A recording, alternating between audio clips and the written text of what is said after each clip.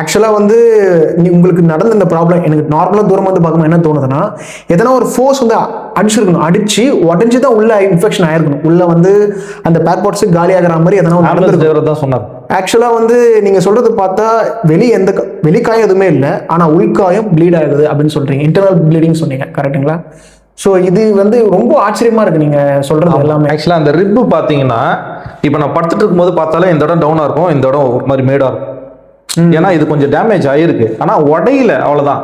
இப்போ அந்த எலும்பை வந்துட்டு நம்ம நசுக்குனா ஒரு மாதிரி பெண்ட் ஆகி விட்டா எப்படி இருக்கும், ஸோ அந்த மாதிரி ஒரு நிலைமை ரிப்ஸ்லாம். அது உள்ளே இருந்து தான் இதுவாயிருக்கு. மேலே சுவாசிக்கிறது, இந்த ஹார்ட் பிரச்சனை, இந்த கை பின்னாடி முதுகு எல்லாமே எனக்கு வென்டிலேட்டரில் இருக்கிற வரைக்கும் எனக்கு ஒன்றுமே தெரியல. ஏன்னா நான் என்னுடைய பாடி இயங்கலை, மிஷின்ஸ் தான் இயங்க வச்சிருக்கு. அதுவும் இல்லாமல் எனக்கு கனெக்ட் பண்ணியிருந்த மூக்கில் இருந்த டியூப் பார்த்தீங்கன்னா ஒன்று ஒன்றா கூப்பிட்டு கேட்டேன், டாக்டர் இந்த டியூப் எப்போ எடுப்பீங்க, இந்த வாயில் இருக்கிற டியூப் எப்போ எடுப்பீங்க கேட்டுக்கிட்டே இருப்பேன். இல்லைன்னு சொல்லிகிட்டே இருப்பாங்க. எனக்கு வந்து அந்த நேரத்தில் ஒரு டிராப்பு தண்ணி வாயில் பட்டால் நல்லா இருக்குமேன்ட்டு ஒவ்வொரு செகண்டும் 5 நாள் இயங்கிட்டே இருக்கிறேன். ஆனால் என்னால் அதை சொல்ல கூட முடியாது. யாருன்னா புரிஞ்சுக்கிட்டு வருவாங்களான்னு கூட எனக்கு தெரியாது. எனக்கு அப்போ என்ன ஞாபகம் வந்ததுன்னா, இந்த மாதிரி இருக்கும்போது தான் ஆண்டவர் வந்து சிலுவையில் அறையும் போது கடைசியில் வந்துட்டு ஒரு டச் பண்ணி தண்ணியை வைப்பாங்கல்ல, எனக்கு அந்த சம்பவம்லாம் ஞாபகம் வருது. அப்போ நான் நினைக்கிறேன், அப்போ நான் படுற வேதனை என்னால் வாயை திறந்து சொல்ல முடியல, நான் ஆண்டவருக்கு புரியும்ல, ஏதாவது ஒன்று செய்வாங்க நினச்சிட்டே இருக்கும்போது ஒரு டாக்டர் வந்து மூடியில் தண்ணி ஊற்றி என் வாயில் ஊற்றுறாரு. அப்போ இதெல்லாம் வந்து அந்த நேரத்தில் நான் இருக்கும்போது ஜஸ்ட் அந்த ஒரு மூடியில் தண்ணி வந்து எனக்கு அது சாதாரண விஷயமே இல்லை, உண்மையிலே சாதாரண விஷயம். அப்புறம் அந்த டியூப் எடுக்கும்போது பார்த்தீங்கன்னா சரி இவ்வளோ தூரம் தான் இருக்கும்னு நான் நினச்சிட்டு இருந்தேன். அந்த டியூப் காத்தாடிய நூல் விடுற மாதிரி சர்றன்னு கொடுக்குறாரு, இவ்வளோ தூரம் இருக்குது அந்த மூக்கில் இருக்கிற டியூப். வாயில் இருக்கிற டியூப் பார்த்தீங்கன்னா அந்த லங்ஸ் வரையும் போயிட்டு இருக்கு. ஒன்று ஒன்றா ரிலீஸ் பண்ணும்போது அந்த வலியெல்லாம் சொல்லவே முடியாது. யூரின் போகிற இந்த டியூப்ஸ் இது எல்லாமே ரொம்ப பெயின். கடைசி ஒரு விஷயத்துல என்ன சொல்கிறேன் அப்படின்னா, இப்போ இந்த இடம்லாம் பெயின் இருக்குன்னு சொன்னல. ஆமாம் சொன்னீங்க. வீட்டுக்கு வந்த அப்புறம் ஒரு இருமல், ஒரு தும்பல், அந்த பெயின்லேருந்து வெளியில் வரதுக்கு 15 மினிட்ஸ் ஆகும். ஒரு தடவை இரும்பிட்டேன், ஒரு தடவை தும்பிட்டேன். இப்போ கிடையாது, அப்போ அந்த இதில் அது எல்லாமே ஆண்டவர் ஸ்டெப் பை ஸ்டெப்பாக இப்போ ஃபுல்லாகவே ஆண்டவர் வந்துட்டு மிராக்கிளாக இது கொடுத்துட்டாரு, ஜீவன் கொடுத்துட்டு எல்லாமே சரி பண்ணிட்டாரு. இப்போ மெடிக்கல் எமர்ஜென்சி மாஸ்க் போட்டிருக்கணும், க்ளவுஸ் போட்டிருக்கணும், இது நம்ம எப்பவுமே இருக்கணும். ஆனால் அந்த நிலைமை பார்த்தீங்கன்னா இப்போ எனக்கு இரும்பல் வரப்போகுது, எனக்கு தும்பல் வரப்போகுது அப்படின்னா உடனே நான் சேரை தட்டுவேன், இல்லைன்னா யாருன்னா குரலை கொடுப்பேன். எதுக்கு அப்படின்னா ஓடி வந்து ஒருத்தர் நெஞ்சு அழுத்தணும், ஒருத்தர் பின்னாடி போட்டு முதுகில் அடிக்கணும். ஏன்னா அந்த வழியிலேருந்து வெளியில் வர்றதுக்கு 15 மினிட்ஸ் ஆகும். துடிப்பேன், அந்த பெயின் தாங்கவே முடியாது. அதனால எப்போ இருமல் வந்துருமோ, எப்போ தும்மல் வந்துருமோன்னு சொல்லிட்டு ஒவ்வொரு நிமிஷமும் அது கஷ்டமாவே இருக்கும். ஆனால் இதுலேருந்து விடை பெற்றுவேன்னு எனக்கு எதனா ஒரு தெரியும். ஆனால் இருக்கிற வரையும் அந்த வழியை நம்ம தாங்கி தான் ஆகும். ரெண்டாவது நான் அட்மிட் ஆயிருந்தது KMC, அங்கேருந்து வெளியில் வந்தேன். ஸோ வந்த பிறகு பார்த்தீங்கன்னா இந்த இடம்லாம் ரொம்ப பெயின், மூச்சு அப்படியே பிடிச்சிருக்கும். ஒரு நாள் வேற ஒரு பெட்டில் படுத்துட்டு இருக்கும்போது கொஞ்சம் திரும்பி படுத்து அது ரொம்ப பெயின் ஆகி இருக்கிற பெயினோட ஜாஸ்தி ஆயிடுச்சு. அந்த பெயினோட பெயின். ஆமா, நல்லா தூங்கிட்டு இருக்கேன். நைட்டு 12 மணிக்கு அலறி எந்திரிக்கிறேன். 12 மணிக்கு எந்திரிச்சு உட்காருவேன். சாயங்காலம் 4 மணியோட உட்காந்துட்டு இருக்கேன், தூங்கவே இல்லை. நைட்டு 12 மணிக்கு எந்திரிச்சு உட்காந்துவேன், சாயங்காலம் வரையும் என்னால் அந்த பெயினை வந்துட்டு நார்மலாக இப்படி மூச்சு விடும்ல, அப்படி மூச்சு விடும்போது அந்த வலி எப்படி இருக்குன்னு சொல்றேன். ஒரு பெரிய கத்தி எடுத்து ஓங்கி குத்துனா எப்படி இருக்கும், ஒவ்வொரு செகண்டுக்கும் ஒவ்வொரு மூச்சு விடும்போது அந்த பெயின். உடனே அங்கே பூந்தமல்லியில் இருக்கிற சவிதா ஹாஸ்பிட்டல் கூட்டு போனாங்க. அதுக்கப்புறம் அப்போலோ ஹாஸ்பிட்டல் போய் பார்த்தேன். அங்கே தான் ஸ்டிச்சஸ் பிடிச்சாங்க, 21 ஸ்டிச்சஸ். ஆக்சுவலாக இங்கேருந்து இது வரைக்கும் பெரிய சர்ஜரி பண்ணி. இந்த ஃபோட்டோவில் ஆமாம், அதான் இப்போ ஃபோட்டோவில் கூட அந்த ஸ்டிச்சஸ் பற்றி பார்த்துட்டு இருக்கோம்ல. ஆமாம் ஆமாம், அந்த ஒரு காரியம் தான். அதனால் வீட்டுக்கு வந்த பிறகும் இந்த மாதிரி ஒரு பெயின், திடீர்னு வீசிங் வந்துடும், நெபுலைசேஷன் அது வாங்கி வச்சிருக்கிறோம். இது வரைக்கும் 5 மாதம் முடிஞ்சிருச்சு. ஆண்டருக்கு எவ்வளோ ஒரே ஒரு முறை தான் அதை போட்டிருக்கிறோம். அதுக்கப்புறம் அந்த வீசிங் கூட பெருசாக கூட டாமினேட் ஆகல, புதுசாக அப்படியே வச்சிருக்கிறோம். ஆனால் அது இந்த மாதிரி விஷயங்கள்லாம் வந்து இப்போ 98% ஃபுல்லாக ஆண்டவர் ரெக்கவர் பண்ணி அந்த பெயினில், அந்த வீசிங்கில், இந்த மூச்சு பிடிச்சிருக்கிறது, முடியாமல் இருக்கிறது, இப்போல்லாம் பைக் ஓட்ட ஆரம்பிக்கிறேன், கொஞ்சம் கொஞ்சமாக மீட்டிங்ஸ் போகிறேன். இந்த பெயின்லேருந்து ஹாஸ்பிட்டலுக்கு டிஸ்சார்ஜ் ஆன பிறகு இந்த மாதிரிலாம் ஆண்டவர் இப்போ விடுதலை கொடுத்துருக்காரு. ஆனால் இவ்வளோ ஸ்ட்ரகிள் பட்டது. ஆக்சுவலாக வந்து இதில் நான் நிறைய வந்து சாட்சிகள் கேட்டிருக்கேன். இப்போது ஒரு குறிப்பிட்ட நேரத்தில் வந்து பார்த்தீங்கன்னா ஒரு வலி இருக்கும், அந்த வலி அதுக்கப்புறம் சரியாயிடும். ஆனால் உங்களுடைய வாழ்க்கையில் இந்த சாட்சியில் நான் கேட்டதில் என்ன தெரிவிக்கிறேன்னா, தினம் வலி, ஒவ்வொரு நிமிஷமும் வலி, எல்லா வலியும் கடந்து வந்திருக்கிறீங்க. ஆண்டவராக இயேசு கிறிஸ்துக்கு நீங்க என்ன சொல்ல விரும்புறீங்க? சொல்ல வார்த்தையே இல்லைங்க. என்ன சொல்ல முடியும்? இன்னைக்கு இந்த ஆக்சிடென்ட் ஆனதுனால தான் ஆண்டவருக்கு சொல்லணும்னு கிடையாது. நம்ம பிறக்கிறதுக்கு முன்னாடியே உடம்புல இருக்கிற ஒரு சொட்டு ரத்தம் கூட இல்லாமல் நம்மளுக்காக எல்லாத்தையுமே கொடுத்துட்டு உனக்காக நான் பண்ணிட்டேன்னு கேட்குறாரு. ஸோ அப்போ நம்மளுடைய கடமை என்ன? அவர் என்ன எதிர்பார்க்குறாரு? நம்மளுடைய வாழ்க்கையை கொடுக்கறது தான். நம்மளுக்காக அவர் என்ன ஏற்பாடு பண்ணி வைத்திருக்கிறாரு பரலோக ராஜ்யத்தில்? முதல்ல நம்ம ஆயத்தமாகும், பிறர் ஆயத்தமாகும். என்னுடைய வாழ்க்கை ஆண்டவருக்காக சாட்சியாகும்.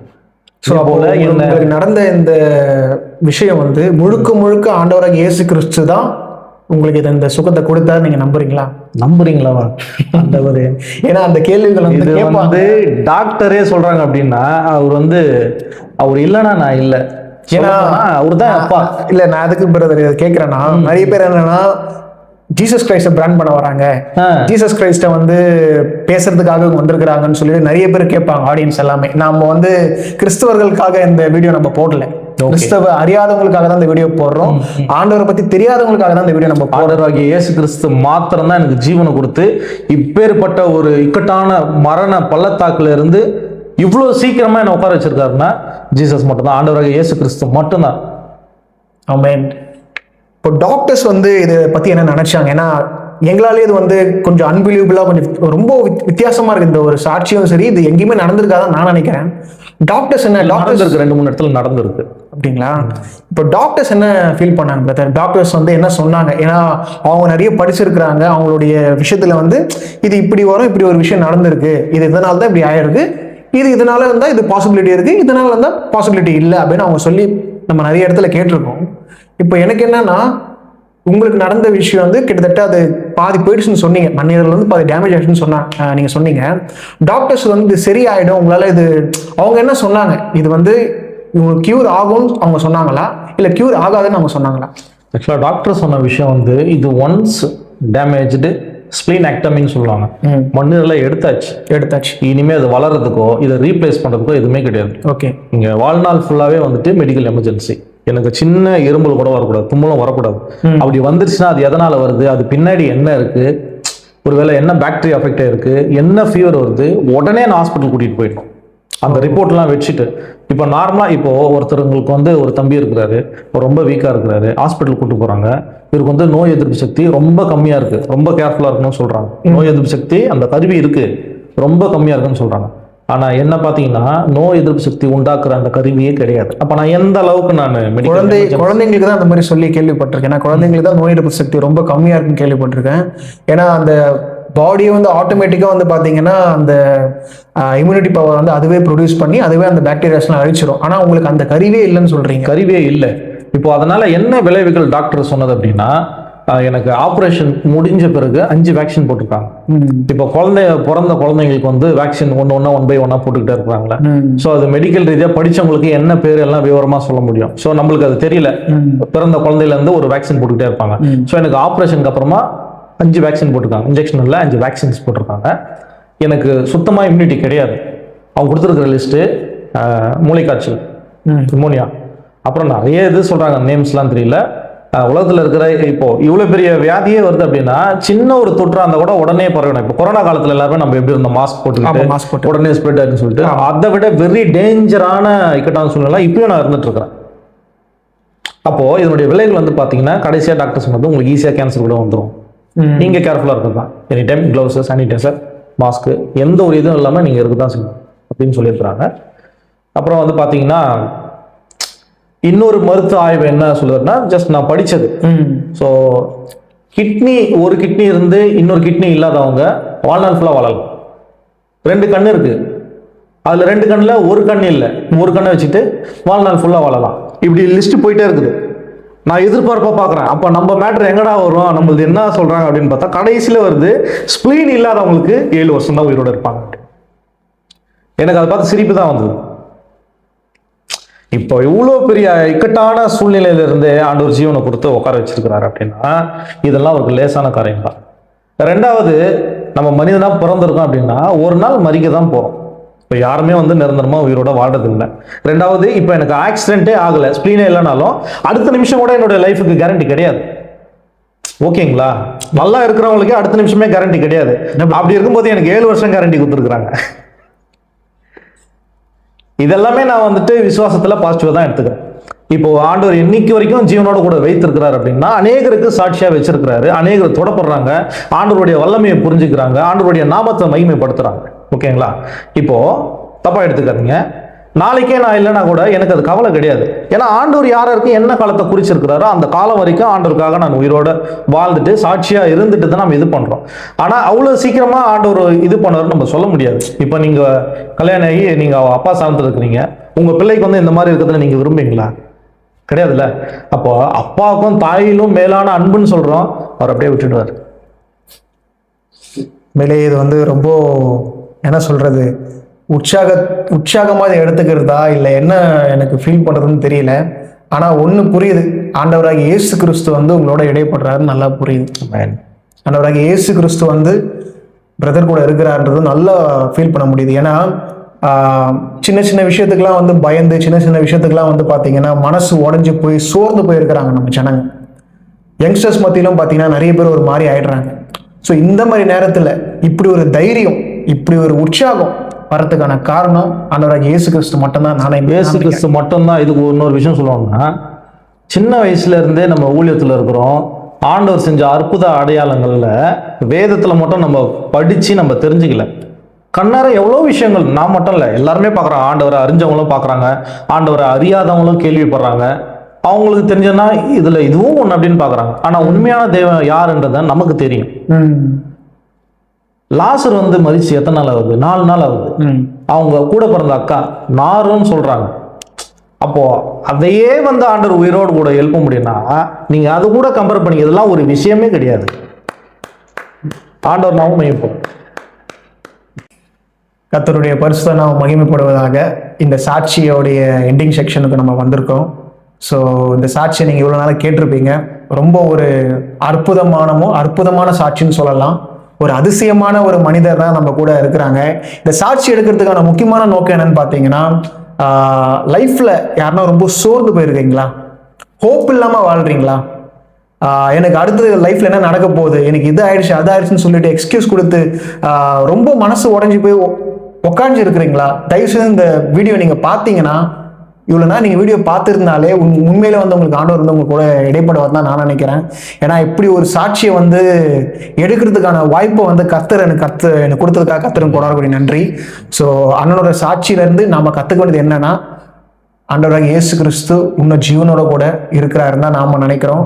ஆனால் வந்து உண்மையில அவர் வாழ்ந்துட்டு தான் இருக்காரு. ஏன்னா இந்த வார்த்தை தான் அவருக்குள்ள வந்து செயல்பட்டு அவர் இன்னமும் அவர் வந்து உற்சாகமாக அவர் வந்து பேசுறாரு. பிரதர், இப்போ பார்த்தீங்கன்னா ஹாஸ்பிட்டலில் வந்து நிறைய விஷயம், நிறைய அனுபவம், நிறைய பேருக்கு நிறைய அனுபவம் வந்திருக்கும். இப்போ நீங்கள் இந்த ட்ரீட்மெண்ட்லாம் எடுத்துட்டு இருந்தீங்க. ஸோ உங்களை சுற்றி நடந்த ஒரு அனுபவம் இருக்கும்ல. ஏன்னா இந்த சீரியஸ்னஸில் அந்த ஹாஸ்பிட்டலுடைய சிச்சுவேஷன் எப்படி இருக்கும்னு உங்களுக்கு தான் தெரியும். ஏன்னா நான் எதை கேட்குறேன் உங்களுக்கு தெரியும். அந்த பயம் வந்து ரொம்ப இருக்கிற நோய்களே வந்து மோசமான நோய்னா அது பயம் தான் சொல்லுவாங்க.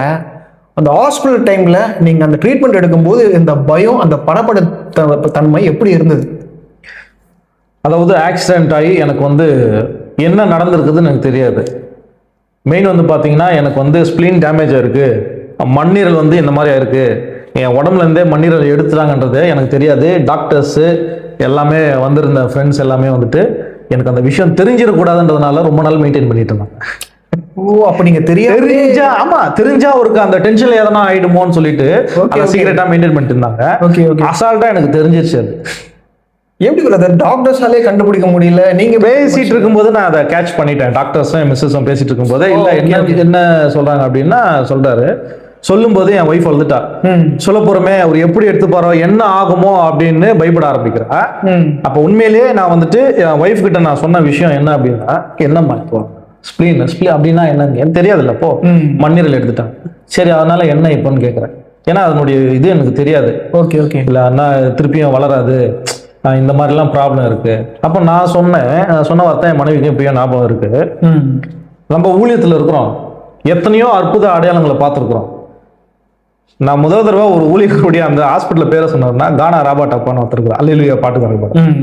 ஏம்மா அவருக்கு வயசு 65 மேல ஆகுது, அவருக்கு குடலே இல்ல, பிளாஸ்டிக் தான் வச்சு இவ்வளவு நேரம் உயிரோடு கூட ஆண்டவர் சாட்சியா வச்சிருக்கிறாரு, மண்ணீரல் தான் நான் போமான்னு இப்படிதான் எனக்குள்ள ஒரு வந்தது. ஏன்னா இவ்வளவு ஊழியத்துல இந்த மாதிரி ஆட்கள் எல்லாம் ஆண்டவர் வைத்திருக்கிறார், சாட்சியா வச்சிருக்கிறார். அப்படி பார்க்கும்போது நம்மளுக்கு ஒரு இன்ஸ்பிரேஷன் இல்ல. அந்த மீறி என்னமே ஆனாலும் ஆண்டவர் மீறி நடக்காது. அப்படி நடக்குது அப்படின்னா என்ன சாகடிச்சாலுமே ஆண்டவர் ஒரு நல்லதுக்கு தான் வச்சிருப்பாருன்ற எனக்கு இது இருக்குது. அதனால எனக்கு அது கவலையே கிடையாது. இப்ப பயன் பாத்தீங்கன்னா ஆக்சிடென்ட் ஆயிடுச்சு. இல்ல அது நான் என்ன கேக்குறேன்னா, உங்களுக்கு நடந்ததே பெரிய விஷயம். இப்போ சில டைம்ல வந்து இந்த எமர்ஜென்சி வர நான் பார்த்து அதுதான் சொல்ல வரேன். நமக்கு பக்கத்துல இருக்கவங்க வந்து அவங்க கத்துறது, அவங்களுக்கு நடந்த இந்த ஆக்சிடென்ட் எல்லாம் பார்த்தாலே நமக்கு படபடன்னு இருக்கும். நமக்கு வந்து உதறல அது வரைக்கும் கூட நம்ம பயந்துருக்க மாட்டோம். ஆனா பக்கத்துல நடந்த விஷயம், அந்த ரியாக்ஷன்ஸ் எல்லாம் பார்க்கும்போது நமக்கு ஒரு பயம் வரும் பாருங்களேன். அந்த மாதிரி பயம் உங்களுக்கு ஏதாவது வந்துதான்? அதுதான் நான் கேட்க வந்தேன். அதுதான் சொல்ல வந்துட்டு இருக்கேன். பக்கத்துல என்னன்னா, ஒருத்தர் வந்து நார்த் இந்தியால இருந்து சென்னையில தங்கி பெயிண்ட் அடிக்கிற வேலை செஞ்சுருக்காரு. அவர் பாவம் ஃபுல்லாவே கரண்ட் சக் பண்ணி இழுத்து ஃபுல்லாவே எரிஞ்சிடும். உள்ள இருக்கிற ஆர்கன்ஸ் எல்லாமே எரிஞ்சு ஒரு மாதிரி சொல்றீங்க. ஆமா, அவரு ரொம்ப கஷ்டப்பட்டாரு ஆக்சுவலா. ஆனா அவர் வந்துட்டு உள்ள இருக்கிற ஆர்கன் எல்லாமே இதுவாயிருச்சு, மேல எல்லாமே கொஞ்சம் கஷ்டம் தான். எனி டைம் இது பண்ணிட்டே இருப்பாரு. அப்ப என்னன்னா, என்னுடைய மனைவியும் என்னுடைய மாமியாரும் என்ன எப்படி பார்த்துட்டாங்களோ அதே மாதிரிதான் அவர் போகும்போதெல்லாம் அக்கா அக்கான்னு குரல் கொடுப்பாரு, அம்மான்னு கூப்பிடுவார். என்னன்னா ஒரு தண்ணி கொடுங்க அப்படின்னால. ஆனா அவங்களுக்கும் அவங்க 2 பேரும் வந்துட்டு ஆண்டுடைய பிள்ளைகளா இருந்ததுனால அவங்களும் கொஞ்சம் தண்ணி கொடுத்து இது பண்றதுனால கொஞ்சம் அப்படியே பார்த்துட்டு இருந்தாங்க. ஆனா அவர் அந்த துடிக்கிறதும் நைட் ஆனா என்னால தூங்கவே முடியாது. எனக்கு தூக்கம் வரதே ரொம்ப இதுதான். அவ்வளவு ஸ்லீப்பிங் டோஸ் போடுவாங்க. புழு துடிக்கிற மாதிரி துடிப்பாரு. அவர் திடீர்னு ஒரு நாள் பார்த்தா பெட்டு தூக்கி தலைக்கீழ போட்டுருக்கிறாரு. இந்த தண்ணி குடிக்கிற கேனு தரமாட்டாங்கன்னு சொல்லிட்டு அந்த கேனோட பிடிங்கி குடிக்க போயிருக்கிறாரு. ஸோ இந்த மாதிரிலாம் இருக்கும்போது நம்மளுக்கு பயம்னு சொல்றதை விட இப்படிலாம் இருக்கிறாங்களே பாவம் அப்படின்னு இருக்கும்போது, ஆனா இன்னைக்கு அவங்க உயிரோட இல்லை. ஸோ அப்படி இருக்கும்போது ஆண்டவர் எனக்கு வந்து கிருபைன்னு சொல்றதை விட ஆண்டவர் எனக்கு பிச்சை கொடுத்துருக்குறாரு உயிரா. ஸோ அதுக்காக நம்ம எப்படி இருக்கோமோ நம்மளுடைய வாழ்க்கை அப்படி தான் இருக்கணும் இனிமே. இப்போ பயன்னு சொல்ல போனீங்கன்னா, ஆக்சிடென்ட் ஆயிடுச்சு, இப்போ ஆபரேஷன் தான் பண்ண போறாங்க. ஆபரேஷன் டாக்டர் கூட்டிட்டு போறாங்க, எனக்கு ரெடி பண்ணிட்டு இருக்காங்க, ஷேவ் பண்ணிட்டு இருக்காங்க. என் ஃப்ரெண்ட்ஸ் கூட, என் தம்பி கூட, ஒய்ஃப் கூட சிரிச்சு பேசிட்டு இருக்கிறேன். என்ன சொல்றேன் அப்படின்னா, இப்ப என் ஒய்ஃபுக்கு என்ன விட்டா யாரும் கிடையாது, ஃபேமிலி மேட்டர் சொன்னா பாத்தீங்களா. இன்கேஸ் வீட்டு ஆளுக்குள்ள வந்தாலோ இவ்வளவு சூழ்ந்து எதனா பண்ணா கூட உன்னால தானே, நீ தான் எதனா பண்ணிட்டியா அப்படின்னு வரதுக்கு வாய்ப்பு இருக்கு. உங்களை நம்பிதான் விட்டு போறேன், தயவு செஞ்சு நான் உள்ள போறேன், நான் வருவேனா வரமாட்டானான்றது எனக்கு தெரியாது. என் ஒய்ஃப, அக்காவா, அண்ணிய நீங்க தான் ஒரு 4 பேர் இருந்தாங்க அப்போ அந்த நேரத்தில், நீங்க தான் பாத்துக்கணும். நீங்க பாத்துக்கலன்னா நானே வந்து என் ஒய்ஃபை பாத்துக்கோங்க அப்படின்ட்டு சிரிச்சிட்டு ஒரு என்ன சொல்றது அப்படிதான் ஆக்சுவலா உள்ள போனது. அதுக்கப்புறம் ஆப்ரேஷன் பண்ணும்போது அங்க போய் டாக்டர்ஸ் கிட்ட போய் ஒரே ப்ராப்ளம்னா அவங்கள ரொம்ப போட்டு டார்ச்சர் பண்ணிட்டேன். எனக்குள்ளேயே ஒரு இது, இப்போ ஆப்ரேஷன் பண்ண போறாங்க, பயப்படக்கூடாது, மைண்டை இது பண்ணிக்கோ. எனக்குள்ள அந்த இது இருக்கிறதுனால எடுத்துட்டு போய் இந்த ஸ்ட்ரக்சருக்கு பாத்தீங்களா, நான் இருக்கிற ஸ்ட்ரக்சர் வந்து இப்படி ஸ்ட்ரைட்டா தான் இருக்கும். ஆனா அங்க ஆப்ரேஷன் தேட்டர்ல பாத்தீங்கன்னா கை வைக்கிறதுக்கு அழகா இருக்கு, இப்படி அது ரொம்ப வசதியா இருந்தது. இவ்வளவு நேரம் இப்படியே பத்துது. அதனால அவங்கள கூப்பிட்டு கேட்கறேன், டாக்டர் இந்த மாதிரி கை வைக்கிற இந்த மாதிரி இருக்கு, நான் நார்மலா அப்படி போயிட்டோன்னே எனக்கு இதே மாதிரி கொஞ்சம் இது பண்ணுங்க, ரொம்ப வசதியா இருக்கு அப்படின்னா அவர் சிரிக்கிறாரு. அப்படின்னு பார்த்தா ஒரு டாக்டர் இங்க வாங்கன்னு கூப்பிடுறேன். சொல்லுங்க நான் என்ன பண்ண போறீங்க, ஆப்ரேஷன் பண்ண போறீங்களா அப்படின்னு கேட்கறேன். ஆமா ஆப்ரேஷன் தான் பண்ண போறோம் அப்படின்னு அவர் சிரிச்சுட்டு கோஆபரேட் ஃப்ரெண்ட்லியா ஜாலியா பேசுறாரு. குளோரோஃபார்ம் கொடுத்து தானே ஆப்ரேஷன் பண்ணுவீங்க அப்படின்னு கேட்கறேன். குளோரோஃபார்ம்னா என்ன அப்படின்ற, மயக்க மருந்து, அது போட மாதிரி உனக்கு ஆப்ரேஷன் பண்ணுவாங்களா அப்படின்னு ஜாலியா கேட்கறாரு. ஆக்சுவலா வந்து இந்த டைம்ல வந்து பேசவும் முடியாது. அது எப்படி நீங்க அது அந்த தைரியம் எப்படி உங்களுக்கு? ஆண்டவர் தான், வேற யாருமே இல்லை. அப்படி இருக்கும்போது அவங்க கிட்ட அவங்களும் புரிஞ்சுக்கிட்டு, எனக்கு என்னன்னா ஆண்டவர்னு சொல்றீங்க, இப்போ எனக்கு வசனம் வச்சு ஏதாவது தியானிப்பீங்களா இல்ல அவரை நினைச்சுப்பீங்களா, எனக்கு எப்படின்னு கொஞ்சம் கிளாரிட்டியா சொல்லுங்களேன். ஏன்னா நிறைய பேர் வந்து பாத்தீங்கன்னா இப்போ வீடியோஸ்ல கேட்பாங்கன்றதுனால சொல்றேன். நிறைய பேர் என்ன பொதுமக்கள் நார்மல் ஜெனரல் ஆடியன்ஸ் பாக்குறாங்க, எப்படி அது ஏசப்பா அப்படி சொல்றாங்க அப்படின்னு சொல்றாங்க. நீங்க என்ன சொல்ல விரும்புறீங்க அவங்களுக்கு? ஏன்னா அவங்க என்ன எதிர்பார்க்கறாங்கன்னா ஒரு கிளாரிட்டியான ஒரு ஆன்சர் வேணும். எப்படி இவங்க இவ்வளவு தைரியமா இருக்கிறாங்க, மற்றவங்களை காட்டிலும் இவங்க இவ்வளவு தைரியமா இருக்கிறாங்க, இவங்களால மட்டும் எப்படி ஒரு ஈஸியா எடுத்துக்க முடியுது? அதாவது இது ஸ்பிரிச்சுவலா பார்க்காம உலக ரீதியா பார்த்தோம் அப்படின்னா ஒரு நம்பிக்கைன்னு சொல்லுவாங்க. நம்பிக்கை தான் என் வாழ்க்கை அப்படின்னு சொல்லுவாங்க. இது வந்துட்டு உலகத்தார் அவங்களுக்கு தெரிஞ்சது. சோ அதுக்கு பவர் இருக்குதான். ஏன்னா ஜீவனும் மரணமும் நாவின் அதிகாரத்துல இருக்குன்னு வசனம் சொல்லுது. அப்போ அதை தெரியாமே வந்துட்டு ஒரு கான்பிடென்ட்னு சொல்லுவாங்க, பயப்படாத, என்ன வேணாலும் தைரியமா இரு, நீ தைரியமா இருந்தாலே ஒரு பிரச்சனையும் நடக்காதுன்னு சகஜமா சொல்லுவாங்க. ஆமா ஆமா, அதுக்கு பவர் இருக்கு உண்மையில. ஓகே ஓகே, அதுக்கே பவர் இருக்குன்னா இப்போ வானத்தையும் பூமியும் படைத்த ஆண்டவருடைய வார்த்தைக்கு எவ்வளோங்க பவர் இருக்கோ, ஸோ அந்த வார்த்தையும் சின்ன வயசுல இருந்து நான் எத்தனையோ சாட்சிகளையும் வேதத்துல எவ்வளோ ஆண்டவர் செஞ்சிருக்கிறாரு. ஆக்சுவலாக எனக்கு சொல்ல போனா எனக்கு இது மரண வாசல் ஃபர்ஸ்ட் டைம் இல்லை, இது தேர்ட் டைம். ஓ ஆமா, இதுக்கு முன்னாடி வந்துட்டு சில பிரச்சனைகள் எல்லாம் ஃபேஸ் பண்ணி வந்திருக்கிறேன். அதனால எனக்கு என்ன சொல்லணும்னா, முதல்ல நீங்க வந்துட்டு கடவுள் நம்பிக்கையா கூட இல்லாம கூட இருக்கலாம், ஆனா அவங்களுக்குள்ள ஏதாவது ஒரு கான்ஃபிடென்ட்டோ ஒரு நம்பிக்கை இருக்கும் சகஜமா சொல்ல போனா. ஆனா ஆண்டவராகிய இயேசு கிறிஸ்து மெய்யான தேவன். ஸோ அந்த உண்மையான ஒரு விஷயத்தை இதை மிக்ஸ் பண்ணும்போதுட்டு ஸோ இது தோக்கிறதுக்கு வாய்ப்பே கிடையாது. ஆமென். அதனால உயிர் உள்ள அந்த வார்த்தைகளும், அந்த வார்த்தை தான் தேவனா இருக்கு. அப்ப அந்த வார்த்தைக்கு ஒரு ஜீவன் இருக்கு. கண்டிப்பா இருக்கு, நானே சாட்சியா. ஸோ இப்படிப்பட்ட ஒரு சுச்சுவேஷன் தான் அந்த இடத்த ஆப்ரேஷன் பண்ணும்போது கூட டாக்டர்ஸ் கிட்ட ஃப்ரெண்ட்லியாக ஜாலியாக பேசி அதுக்கப்புறம் சொல்கிறாங்க, சரி இப்போ ஒரு இன்ஜெக்ஷன் போடுவோம், தூக்கம் வர மாதிரி இருக்கும், நீங்கள் அப்படியே தூங்கிடணும். அப்படியே என்கிட்ட எல்லாருமே ஃப்ரெண்ட்லியாக பேசி சிரிச்சுக்கிட்டே இன்ஜெக்ஷன் பண்ணுறாங்க. அதுக்கப்புறம் என்னுடைய லைஃபே வேற. நான் என்ன ஆனால் ஏதானே எனக்கு தெரியாது போல. ஓகே ஃப்ரெண்ட்ஸ், நிறைய இன்னைக்கு நம்ம வந்து நிறைய விஷயத்த நம்ம கேட்டோம், நிறைய விஷயத்த நம்ம வந்து இந்த வீடியோ வாயிலாக வந்து நம்ம பார்த்தோம். ஸோ இந்த வீடியோவில் வந்து கடைசியாக நாங்கள் என்ன சொல்ல விரும்புகிறோன்னா, என்ன உங்களுக்கு காட்ட விரும்புகிறோன்னா, இன்னமும் அதிசயமான அற்புதமான நிகழ்வுகள் ஆண்டவராகிய இயேசு கிறிஸ்துவனுடைய பேரால் வந்து நடந்துட்டு இருக்கு.